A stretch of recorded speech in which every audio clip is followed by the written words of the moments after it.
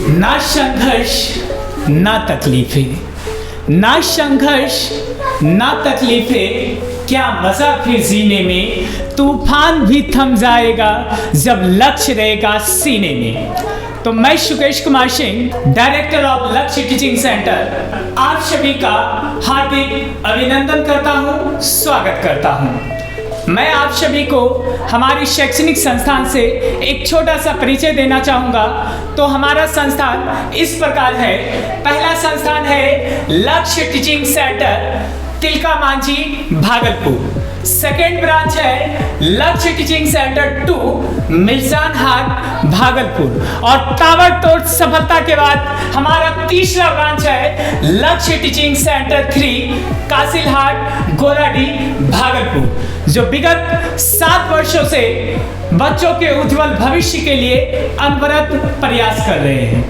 आज आपके बीच उपस्थित होने का हमारा मूल उद्देश्य है कि आने वाले इस बोर्ड एग्जाम में हम टॉपर कैसे बने, या एक अच्छे मार्क्स को अचीव कैसे करें, एक अच्छी मार्क्स तक, लक्ष्य की प्राप्ति तक हम किस प्रकार की अपनी रणनीति को तैयार करें कि आने वाले बोर्ड एग्जाम में एक बेटर से बेटर रिजल्ट ला पाएँ।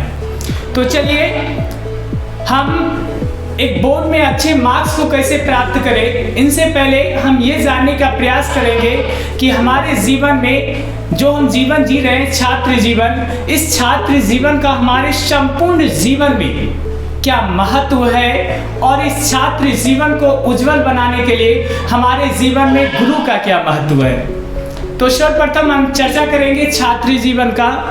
तो जीवन में हम लोग कई अवस्थाओं से गुजरते हैं, जैसे बाल्या अवस्था, युवा अवस्था, वृद्धा अवस्था, और तीनों इन अवस्थाओं में हम सभी एक महत्वपूर्ण जीवन को जीते हैं जिसका नाम है छात्र जीवन। ये संपूर्ण जीवन में वो अंश या वो भाग होता हमारे जीवन का जो हमारे जीवन में एक ऊंचाई तक लाने के लिए सबसे ज़्यादा महत्व रखती है।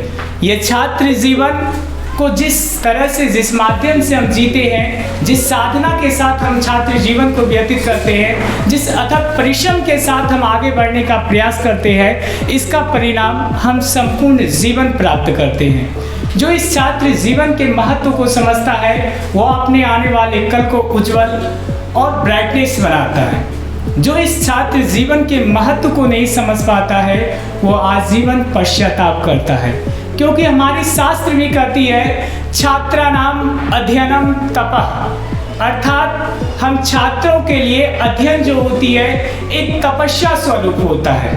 जो छात्र इस अध्ययन को तपस्या समझ के अध्ययन करते हैं उसका आने वाला कल बहुत ही उज्जवल और समृद्ध होता है। तो हम अपने छात्र जीवन में एक अच्छे मुकाम को कैसे हासिल कर पाए, आने वाले कल को हम अपने भविष्य को उज्जवल कैसे बना सके, इसके लिए सदैव हम सभी को गुरु के मार्ग का अनुसरण करना चाहिए, गुरु के मार्ग पर ही चलना चाहिए। सर्वदा गुरु के मार्ग, जो मार्ग हमें बताता है, जिस मार्ग पर हमें चलने के लिए प्रेरित करता है, सर्वदा हमें गुरु के मार्ग पर ही चलना चाहिए। क्योंकि गुरु के महत्व के बारे में हमारी संस्कृत शास्त्र कहती है। हम एक प्राचीन श्लोक आपके सामने रखना चाहेंगे जिसमें गुरु के सम्मान में रखा गया है। कहते हैं गुरुरे ब्रह्मा गुरुरे विष्णु गुरुरे देवो महेश्वराय गुरुरे साक्षात परम ब्रह्मो तस्मै श्री गुरुवे नमः। अर्थात गुरु ही ब्रह्मा है, गुरु ही विष्णु है, गुरु ही देवों के देव महादेव है। कहने का तात्पर्य है इस भारत भूमि पर, इस धरती पर यदि कोई श्रेष्ठ है तो वो हमारा गुरु है। और ऐसे गुरु के मार्ग पर चलकर ही हम अपने जीवन को उज्जवल और समृद्ध बना सकते हैं और एक सफल इंसान के रूप में अपने आप को प्रस्तुत कर सकते हैं। तो चलिए आज का हमारा जो टॉपिक है, मूल उद्देश्य जो हमारा है कि आने वाले बोर्ड एग्जाम में 10th के छात्र अपने आप को एक बेटर मार्क्स कैसे प्राप्त कर सकें और किस रणनीति पर हम चले कि ये आने वाला जो बोर्ड एग्ज़ाम है इसमें हम एक अच्छे मार्क्स को अचीव कर सकें। तो इसके लिए हम कहना चाहेंगे कि आज तक हमने एक साल, लगभग साल भर हमने अपने 10th कक्षा में अध्ययन में दिया है, लेकिन ये मायने नहीं रखता कि हमने 10th कक्षा में पढ़ा क्या है। ये समय जानते कितने हैं, पढ़े कितने, ये मायने नहीं रखता, बल्कि मायने ये रखता कि हम 10th में अब जानते कितने हैं, क्योंकि ये बोर्ड एग्जाम में हम जितने जानते हैं उसी को लिख पाएंगे, उसी के माध्यम से हम एक अच्छे मार्क्स को प्राप्त कर पाएंगे। तो इसके लिए सबसे पहले हमें एक रणनीति तैयार करनी होगी कि हमें पढ़ाई किस प्रकार से करना है। को ये दिखाने का समय है, अपने समाज में एक अपनी छवि प्रस्तुत करने का समय है, अपने आप को प्रेजेंट करने का समय है कि हमने 10 साल जो समय पढ़ाई को दिया, हमने क्या प्राप्त किया। ये पहली बार हमसे समाज देखेगा और पूछेगा कि 10 साल जो आपने परिश्रम किया, आपने क्या प्राप्त किया। और इस 10 साल के परिश्रम को हम पहली बार 10th बोर्ड एग्जाम में एक बेटर मार्क्स लाकर ही दिखा सकते हैं। तो अपने आप को प्रेजेंट करने का ये सबसे बड़ा अपॉर्चुनिटी हमारे पास है। इसी मार्क्स के बलबूते पर हम अपनी समाज में एक अच्छी छवि को प्रस्तुत कर सकते हैं, अपने आप को दिखा सकते हैं कि हमारे अंदर कितनी टैलेंट भरी हुई है। तो इसके लिए हमें जरूरत है अपने अंदर के जुनून, जज्बे और हौसले को उड़ान भरने का, अपने अंदर के सोए हुए जुनून को जगाने का, अपनी मेहनत को अथक परिश्रम में बदलने का, ताकि हम एक अच्छे से अच्छे मार्क्स को प्राप्त कर सके। हमारी जो रणनीति होगी वो इस प्रकार है कि सर्वप्रथम क्या होता है कि कुछ स्टूडेंट ऐसे होते हैं, किसी का मैथ पेपर पर ज़्यादा रुचि होती है, तो किसी को साइंस सबसे ज़्यादा अच्छी लगती है, तो किसी के संस्कृत में ज़्यादा रुचि होती है। तो ऐसी स्थिति में हम क्या करते हैं, जो जिस काम में, जिस पेपर में, जिस सब्जेक्ट में हमारी सबसे ज़्यादा रुचि होती है, हम अपने समय का ज़्यादातर भाग, ज़्यादातर समय हम उसी सब्जेक्ट पर व्यतीत करते हैं। लेकिन ये टॉपर बनने के लक्षण नहीं है, क्योंकि ये हमारे पास अब 1.5 से 2 मंथ का ही मात्र समय बचा है। और ऐसी स्थिति में हम सिर्फ अपने रुचि वाले सब्जेक्ट पर ही ज़्यादा फोकस करेंगे तो हम टॉपर से पीछे रह जाएंगे। हमें सारे सब्जेक्ट पर अब बराबर समय देना होगा, एक लय में सारे सब्जेक्ट पर फोकस करनी होगी, क्योंकि एक बोर्ड एग्जाम में एक अच्छे मार्क्स को लाने के लिए सारे पेपर का समान महत्व होता है। तो ऐसी स्थिति में रुचि वाले पेपर जो हमारी होती है उनको भी पढ़ना है। थोड़ी सी मान लिया जाए किसी का मैथ, यदि मैथ में रुचि हो तो वो कोशिश करता है कि हम मैथ से अपने भविष्य में अपने करियर को बनाएं, तो इसके लिए ठीक है कि हमें मैथ पर भी फोकस करनी है, लेकिन उसके साथ साथ जो अदर सब्जेक्ट हमारा है उन पर भी हमें बराबर फोकस करने की आवश्यकता है। तभी हम सारे सब्जेक्ट से एक बेटर मार्क्स लाकर हम एक टॉपर की श्रेणी में आ सकते हैं, या हम एक अच्छे मार्क्स को प्राप्त कर सकते हैं। और दूसरा हमारा ये रणनीति होगा कि जैसा कि आप लोगों को ज्ञात है कि हमारी जो बोर्ड एग्ज़ाम का पैटर्न है, प्रत्येक सब्जेक्ट में 50% जो है ऑब्जेक्टिव कर दिया गया है। तो ऐसी स्थिति में हमें ऑब्जेक्टिव पर ज़्यादा पकड़ बनानी होगी, क्योंकि 50% मार्क्स तो हम ऑब्जेक्टिव के माध्यम से ही प्राप्त कर सकते हैं। तो इसके लिए एक काम किया कीजिए, क्योंकि आज से लेकर हम प्राचीन समय की भी बात करें तो उस समय भी क्या होता था, कोई जब विदेशी यात्री हमारे भारत भ्रमण के लिए आते थे तो वो जो कुछ भी देखते थे ताकि वो भविष्य में सुरक्षित रह सके, तो उसके लिए वो क्या करते थे, एक स्मरण ग्रंथ बनाता था, जिसे स्वस्मरण ग्रंथ कहा जाता है, कि आपने जो देखा समझा जो याद है उसके लिए एक नोट से तैयार करती थी।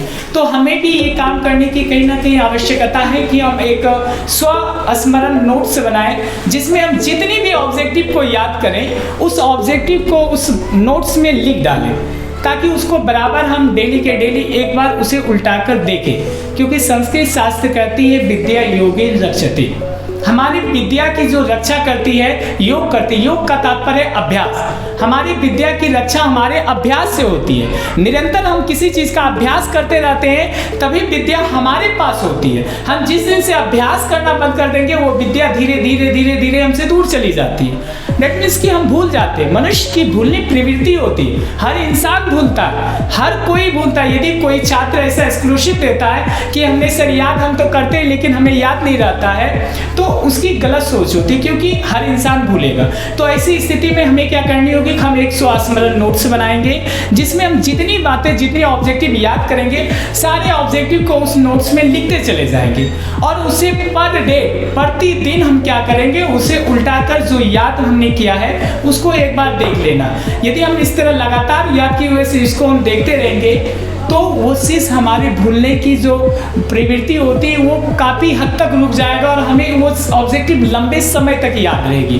तो इस प्रकार से हम अपने ऑब्जेक्टिव का प्रिपरेशन कर सकते हैं और भूलने की भी समस्या खत्म हो जाएगी, क्योंकि हमने पहले ही बताया विद्या योगिन रक्षते। आप जितनी अभ्यास कीजिएगा, जितनी ज़्यादा प्रैक्टिस कीजिएगा, उतना लंबे समय तक वो विद्या आपके पास रहे। तो एक काम ये कर लेना। दूसरी की क्या होती है कि मैथ एक ऐसी सब्जेक्ट होती है जहाँ हम ऑब्जेक्टिव को रट नहीं सकते, इसे हमें सॉल्व करना होता है, समझना होता है और इसे बनाना होता है।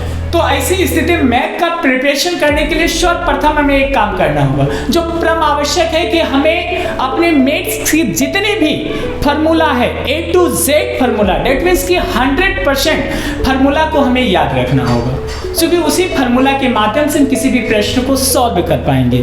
तो मैथ में तो याद करने का ऐसी तो कोई हमारे पास ट्रिक है नहीं कि मैथ के आंसर को याद किया जा सकता है। तो ऐसी स्थिति में आप सबसे पहले अपने मैथ का 100% फार्मूला को प्रिपेयर रखिए, तैयार रखिए, याद रखिए, स्मरण में रखिए और इसके बाद हम सॉल्व कीजिए। थोड़ी सी समय अदर सब्जेक्ट के मुकाबले बस थोड़ी सी ज़्यादा समय आपको मैथ पर देनी है।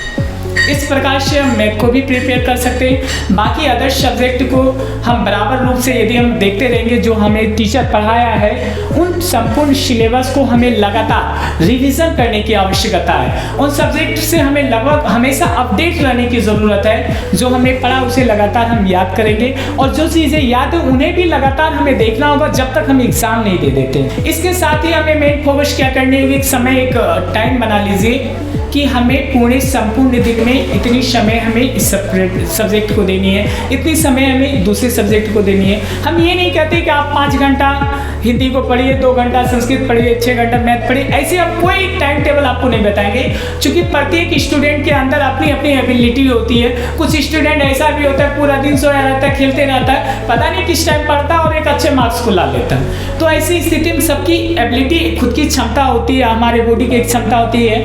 तो ऐसी स्थिति में आप अपने ढंग से जो आपको आसान लगे उस तरीके से आप एक अपना टाइम टेबल प्रश्न बनाइए और उसके हिसाब से अपना प्रिपरेशन कीजिए। लेकिन काम इसमें यही करना कि प्रत्येक सब्जेक्ट पर बराबर फोकस बनानी है, क्योंकि प्रत्येक सब्जेक्ट मिलकर ही हमें टॉपर बनाएगा।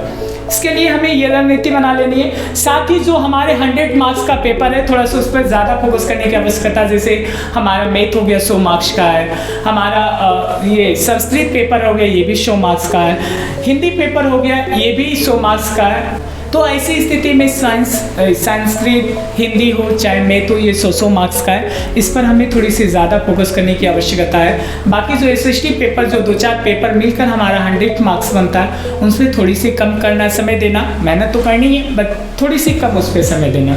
तो इस प्रकार से हम रणनीति तैयार करके हम बोर्ड में एक अच्छे मार्क्स को प्राप्त कर सकते हैं। तो चलिए, जीवन में सदैव एक चीज़ याद रखिएगा, क्योंकि संस्कृत एक ऐसी सब्जेक्ट है जो हमें संस्कार देती है और यही संस्कृत शास्त्र कहती है, छात्राणाम अध्ययनम तपः। इस बात को हमें कदापि नहीं भूलना है। हम अपने अध्ययन को एक तपस्या के समान लेके चलना है, क्योंकि जितने अथक तपस्या परिश्रम करेंगे उसी का परिणाम आने वाले कल में हमें सकारात्मक मिलेगा, अच्छा मिलेगा। उसी के परिश्रम के बलबूते पर ही हम एक ऊंची मुकाम को हासिल कर सकते हैं। तो जाते जाते मैं बस इतना ही कहना चाहूँगा, कामयाबी के हर शिखर पर आपका नाम होगा, आपकी हर कदमों पर दुनिया का सलाम होगा। हमारी दुआ है कि वक्त भी एक दिन आपका गुलाम होगा। जी धन्यवाद, नमस्कार।